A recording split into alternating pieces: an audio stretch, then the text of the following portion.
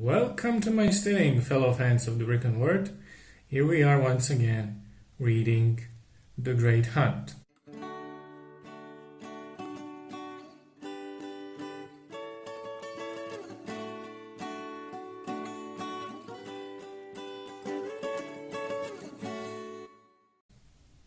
I've decided to cover more in this video because I don't want to spam anyone with my thoughts, and because, well, it was a really intense stretch of chapters and I couldn't stop myself.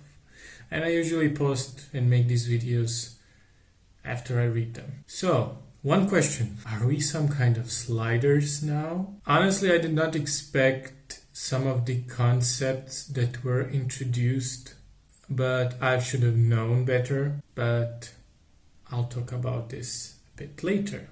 My main question now for experienced and seasoned Wheel of Time fans is: does the gag, and I do think it's a gag, of Rand talking to a woman, bumbling his way through a conversation with a woman and thinking to himself, I wish X meaning my other friend, be it Matt or Perrin, were here instead of me, they'd know what to say.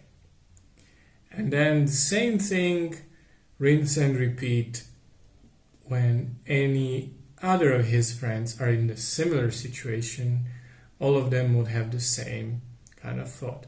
Oh, I wish Rand was here instead of me. He would have known what to say. I'm not complaining, I just find it amusing. I'm wondering if that's something that changes in any capacity through the series, because it's fun. So, what else is new? The long hand of Aes Sedai is long indeed, and Rand is quite shocked that he has been named as second or third in command. Basically, second, yes. Since they are on their pursuit, Ingtar informs him that he will be the one in charge if anything happens to him. Just surprising, but case closed, I guess. He also gives him, Ingtar, the banner of Lewis Terran that they retrieved in the last book, which was, I guess, will be some kind of MacGuffin. I'm sure it's not only purely symbolic, because I think that a lot of things in Wheel of Time universe are not just symbolic but equally have power as well. So far, a lot of things that you'd think are just artifacts of the past are capital A artifacts, or at least that's the impression I'm getting. So, yeah.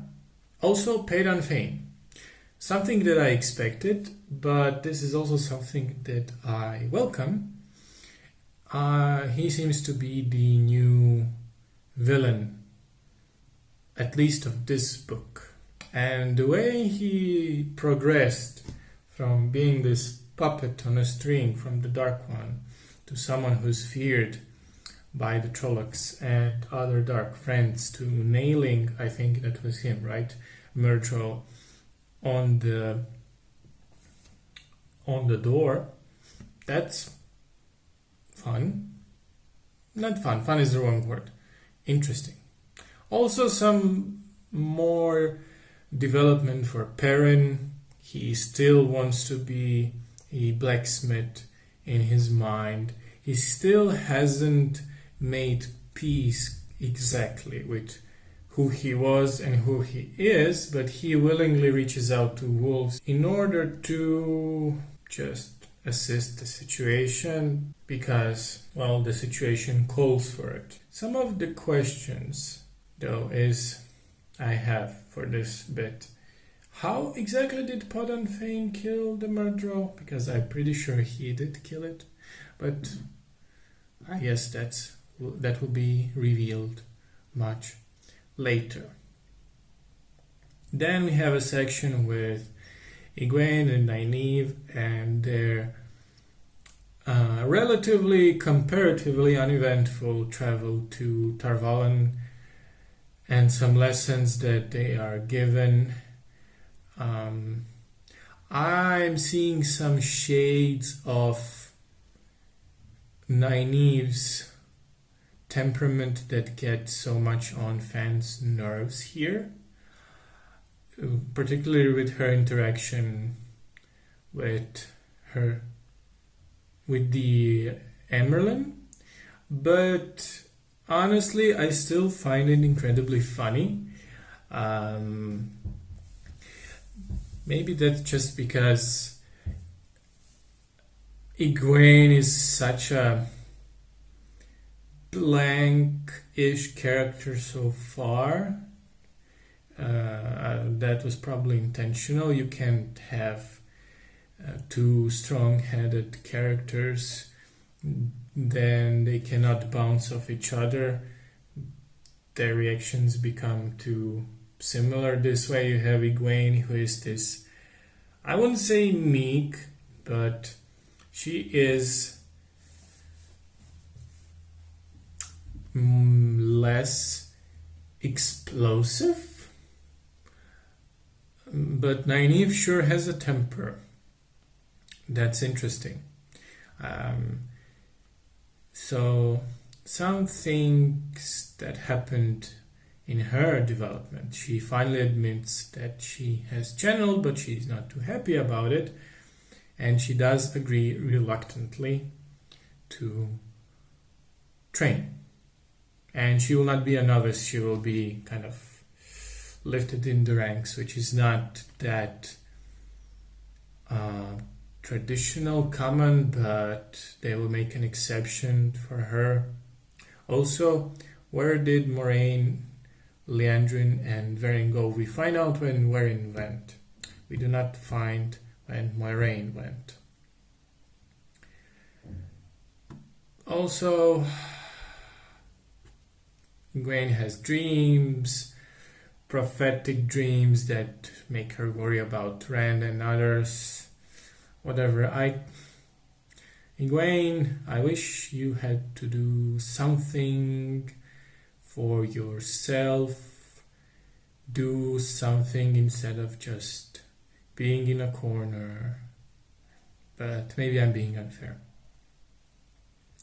And then we have a chapter, I think it was 13, which was so far the most engaging one. I would even say it introduced truly interesting concepts, even compared to the first book, because we know that the waypoints, the ways that Three Brothers use can lead to other places, and they span infinitely and so on and so forth. So I should have known that there is a possibility of fantasy equivalent of parallel worlds. But what Robert Jordan does here, he takes this sci-fi trope of parallel worlds, which is, to be fair, my first association upon reading this was A, Sliders, because I'm a fan of the show, and 2, Amber Chronicles by Roger Zelazny. It's technically a fantasy series, more speculative fiction, which deals specifically with this concept. It deals in Amber Chronicles. You have one true world, and every other parallel world is like a reflection of it. So you have, the further you go from the source, the more skewed it is. It can be washed out, it can be same world but slightly different, in temporal sense, or the geography is a bit different but people are the same, and so forth. It's a very common sci-fi trope, but is not that common in fantasy. In fantasy, at most, you have what's known as portal fantasy, characters being transported to a fantasy world or other world from our own, usually urban world. And here, Rand, Loyal, and the Sniffer they find themselves in another world because they fell asleep to a portal stone, some kind.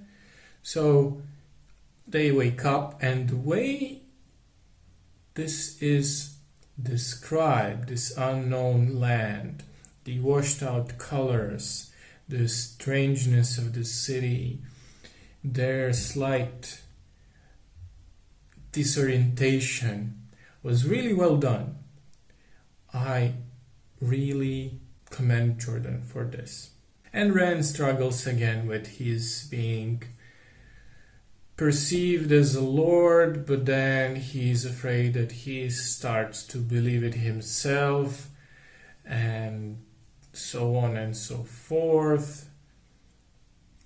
But interesting chapter.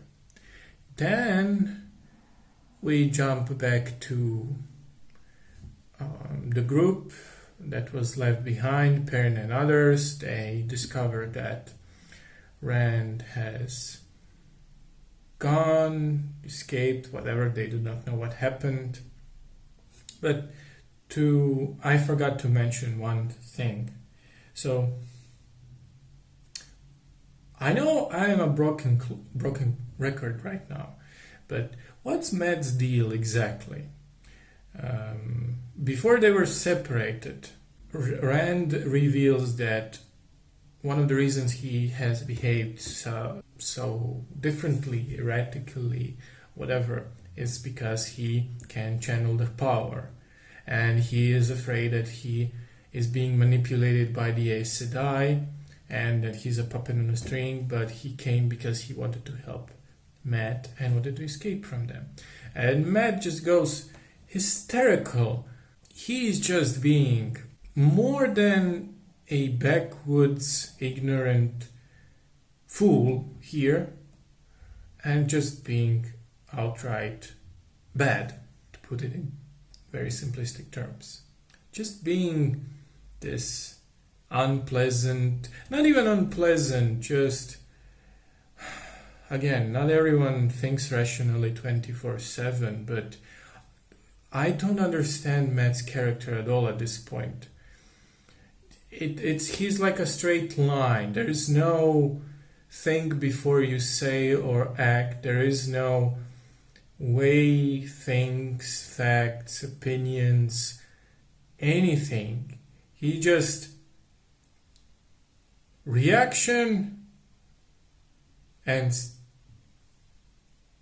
off we go.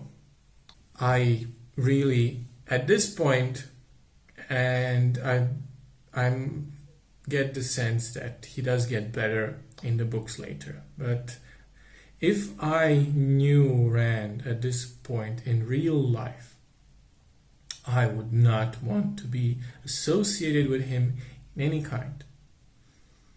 He is a bad bloke, bull-headed bloke.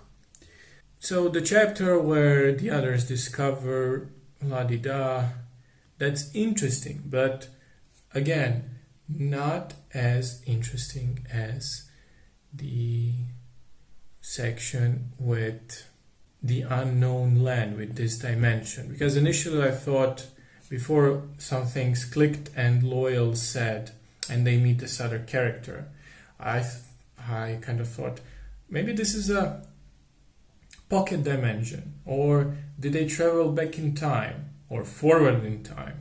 Something with time, something timey-wimey. What makes the situation interesting is Rand's, I guess I cannot call it differently than further infusion with the void, further flirtation with the void. I had a feeling that Rand's trick that his father taught him about burning the flame and the whole thing is kind of one and the same with reaching for the male part of the true source, the power. And there's another nightmare session, and Rand gets his heron mark, and I'm sure that will be important in the future. Now, Celine is a new character that appears in this world. Rand saves her, and she is introduced to the group. Well, no bad vibes from her, not at all, sir. And it doesn't help that Rand is charmed, meaning he can barely keep it in his pants. He is young, so I guess I can forgive him. He hasn't been in a relationship prior to this, and he has been semi-engaged to Egwene, but nothing ever came from that. I don't think they ever even held hands at most. So, who is Celine and how did she get here and la la la? Well, I don't think it's a stretch to think that she is the the Dark One woman from the prophecy, from the blood prophecy that was recited a few chapters prior to this. So I'm still not sure if she's one of the Forsaken or what, but I get that she's evil. I mean, it's fairly obvious, especially later when they retrieve the horn and she's kind of trying to seduce Rand. Not that she needs to put much effort into it, really. But yeah, but she is an interesting character. I am curious at how will this get resolved, because at one point it's strange. She appears to manipulate Rand and the group, and I understand manipulating Rand, and I understand manipulating the entirety of the group, the Sniffer and Loyal, because Sniffer thinks Rand is a lord and he listens to his command, and Loyal is loyal and he has no choice. And manipulating Rand while they're in this other world dimension makes sense, because her intentions are her, I guess, needs align with those of Rand, at least on the surface. She wants to escape this dimension, and therefore her suggestions contribute to that effect. However, once they are out of this dimension, her kind of urging to go back to I should have looked up how it's pronounced. Essentially, her city. To get back to her city, again, to go there with both the horn and the dagger, even though they're back in the real world and Rand has taken them into the real world using his channeling power. mm, again, everyone else listens to Rand, but they should have protested more. And Egwene and Nynaeve have some more lessons before going to Tarvalon. La la la. Nynaeve loses her temper. Nothing all that exciting. What is exciting is this. To be fair to Rand does have this internal struggle, but he has so much going on in his head. Am I a lord? Am I not? Am I my father's son? Am I not? Who am I? Am I just a puppet on a string? Is everything I do predetermined? Is the thing that I do not want to do precisely what Aes Sedai want me to do? What is the opposite of what Aes Sedai want me to do? And should I do the opposite? And is this really hot woman Aes Sedai? Well, she can be because she's super hot. But Egwene, she's also hot. Hot, hot, hot. Slow down, Rand.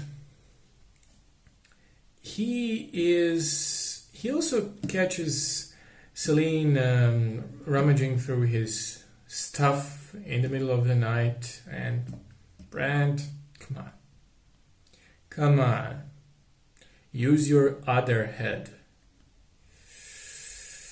So Rand has this pretty badass moment of channeling power, also almost exploding, killing a bunch of Trollocs, retrieving the dagger, retrieving the horn, so on and so forth.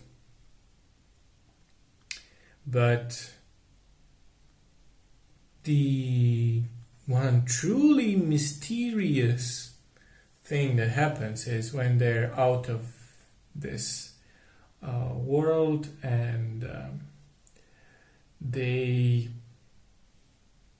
so I should jump less. They retrieve and Rand attacks, or rather sneaks into the Padan Fane's camp out of this pocket dimension, because they figure out that the trail that they've been getting was from the future, so the ones they want to catch are behind them. So that's why they're back in the real world. They're in the real world, they have the stuff they need, but they do have this whole camp of Trollocs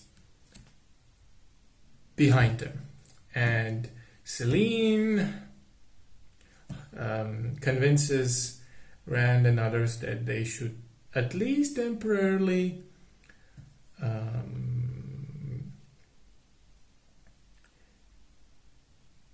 run to her town, and they can hide there. She also tries to convince Rand that he can be the greatest. She does this constantly. He can be the most legendary man ever if only he could just commit to this thing, and and that he should just throw away the dagger as well.